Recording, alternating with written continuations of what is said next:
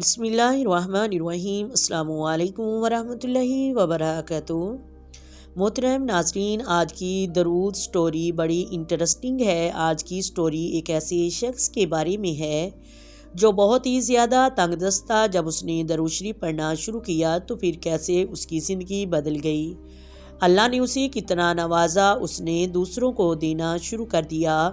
اس نے روزانہ 313 مرتبہ درود شریف پڑھنا شروع کیا۔ آج آپ کو درود پاک کی خاص تعداد 313 مرتبہ پڑھنے کے متعلق بتاؤں گی۔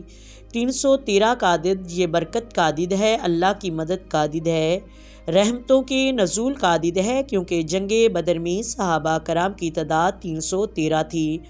ان کے مقابلے میں کفار کے لشکر کی تعداد 1000 پر مشتمل تھی۔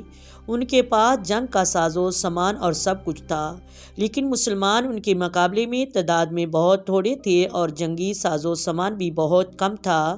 لیکن اللہ نے مسلمانوں کی مدد کے لیے فرشتے نازل فرمائے اور مسلمانوں کو جنگ بدر میں فتح عطا فرمائی۔ کوئی بھی وظیفہ ہو، درود پاک ہو، اگر کوئی یہ وظیفہ 313 مرتبہ پڑھتا ہے تو اس کا یہ درود شریف پڑھنا کثرت سے شمار ہوتا ہے۔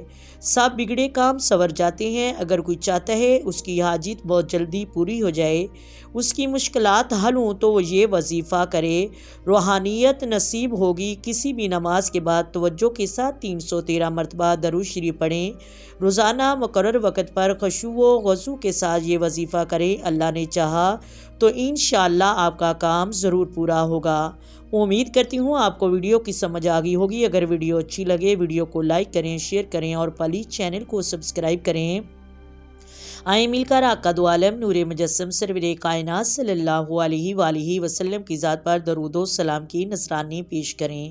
الصلاۃ والسلام علیک یا سیدی یا رسول اللہ، الصلاۃ والسلام علیک یا سیدی یا حبیب اللہ، الصلاۃ والسلام علیک یا سیدی یا نبی اللہ وعلی آلک وصحابک یا سیدی یا محمد رسول اللہ۔